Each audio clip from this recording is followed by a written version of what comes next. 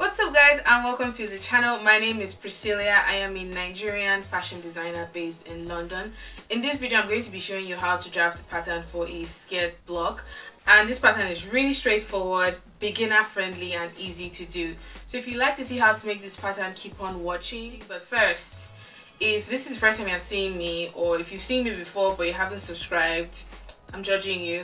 I'm seriously judging you. So make sure you join the DIY fam by hitting that subscribe button down below. Give this video a thumbs up if you'd like to see more pattern tutorials. Comment all of your questions, suggestions or ideas down below, because I believe in co-creating with you guys. So this channel is sort of like a two-way street. So if you'd like to see the rest of this video, then keep on watching.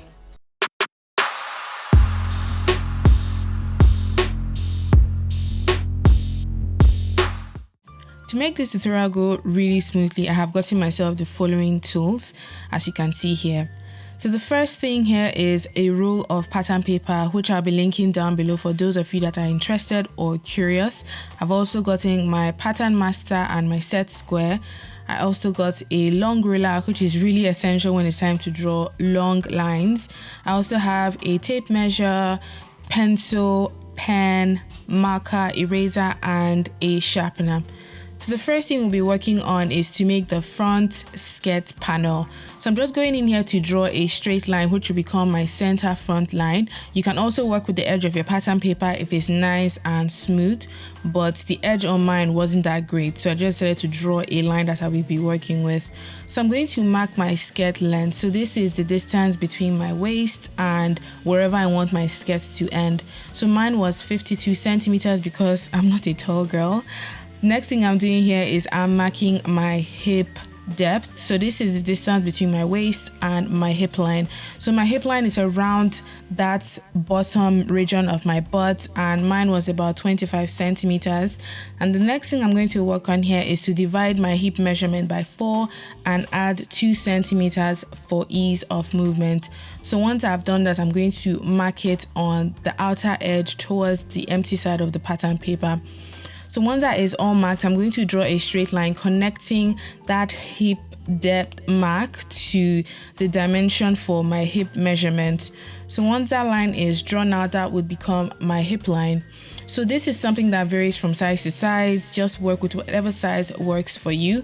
I'm just going ahead to label these points because I just wanted to be sort of sure of what I was doing.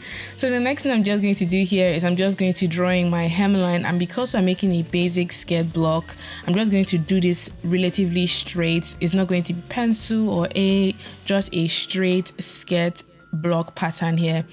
So the distance between C and D, which is the hip line, is the same distance around the hem. So if you want your skirt to be more tailored or more pencil, you would make your hemline closer, a little bit closer to the center front, and then just curve that in nicely. So the next thing I'm going to do here is to divide my waist measurement by 4 and add 4 centimeters for my front dart. So you can do the math with your own waist measurement and go ahead and connect these lines together.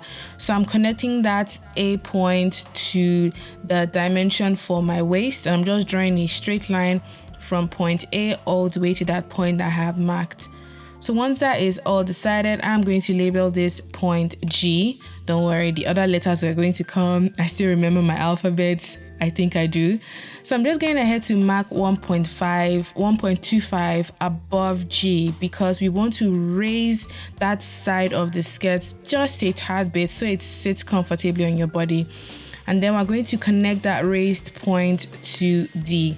So I'm just going ahead to draw a line that connects the raised point, which I've labeled H, and I'm going to connect that to D.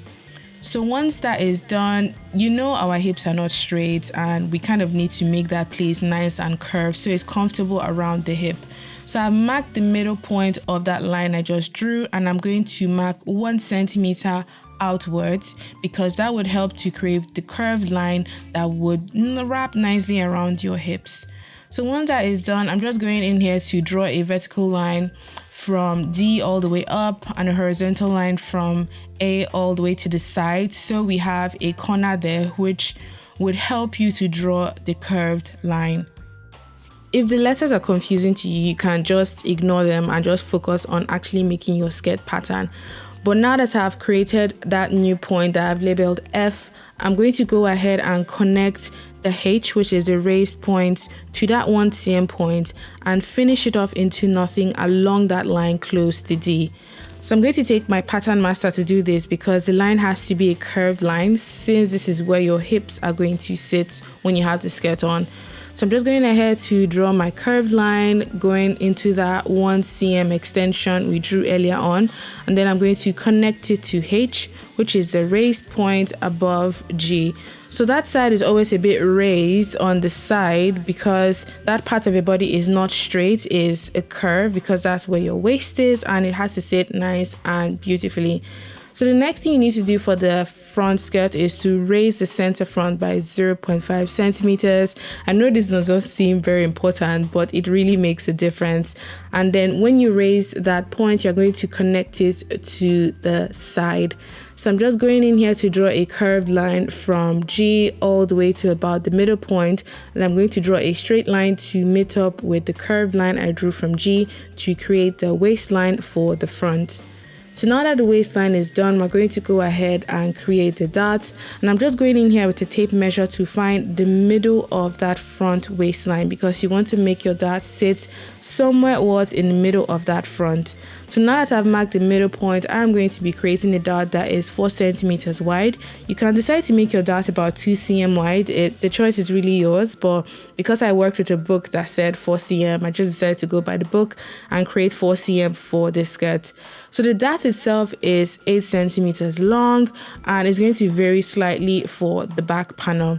So I'm going in here to mark 1 cm above the dot, because when you sew this in, it sort of makes the waist finish off nicely and you don't lose any measurements along your waist.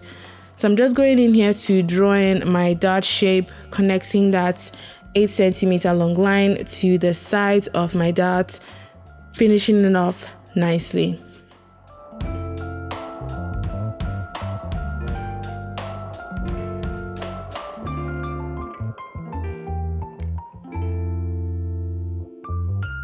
With the dot done, the front panel of the skirt is finished. So this is what it looks like. The front you usually cut on a fold for like a simple straightforward skirt. You have your dot along the waist, you have your curved side seam, which is where your hips would sit, and then you have the straight bottom part, which is around your knee area. But once this sort of basic front is done, the back is really the same thing. There are just two differences that the back skirt has, and I'm going to be showing you next. So for the back skirt, the two things that you'll be changing up is the length of the dots, which is 2 cm longer, and the center back, which is 1 cm lower. So I've gotten a green pen so I don't confuse myself and I don't confuse you guys, and I'm going to mark 1 centimeter below the original center front, and I'm going to connect that 1 cm lower point to the rest of the waist using my pattern master. So I'm just using a green pen and dash line so I know which line is actually which. So that new line is going to become the waistline for this back skirt. I'm also going to extend the dot by 2 centimeters, making it slightly longer than the front. And I'm just going in here to draw the extended version, still using the green pen, so I can tell the difference between which dot is actually for the front and which is actually for the back when it's time to trace off the front and the back panels of this skirt onto fresh pattern paper. So those are the two main differences that the back skirt has. So the different waist and the different dots. And once that is sort of marked out, the next thing I'm going to be doing is I'm going to get fresh pattern paper and I'm going to trace off the front onto this piece right here. So I'm using blue pen. I'm just going ahead to mark crucial points, mark the dot, transfer all of the corners, because when points are straight, I just mark beginning and then I connect using a ruler. So once I've traced off with the dashed lines, I'm going to go ahead and connect the lines as well as add a 1 cm seam allowance so this front can be actually joined to the back. So the center front is in the fold, but then you have a 1 cm seam allowance on the side, along the waist, and you can add as much as you want to the hem depending on what skirt design you have in mind. So I've gone ahead to write any annotations I need for the front, as well as how many pieces I will need to cut and where my grain line is.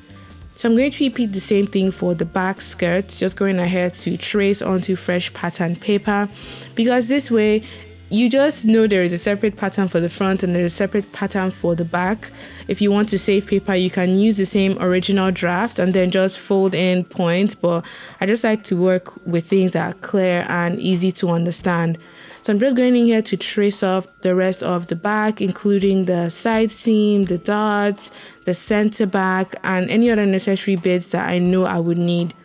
So once I've traced that off using dashed lines, I'm going to go ahead and connect my lines as usual, and then I'm going to add 2 cm seam allowance to the center back so a zip can sit there nicely if it's time to actually sew the skirt.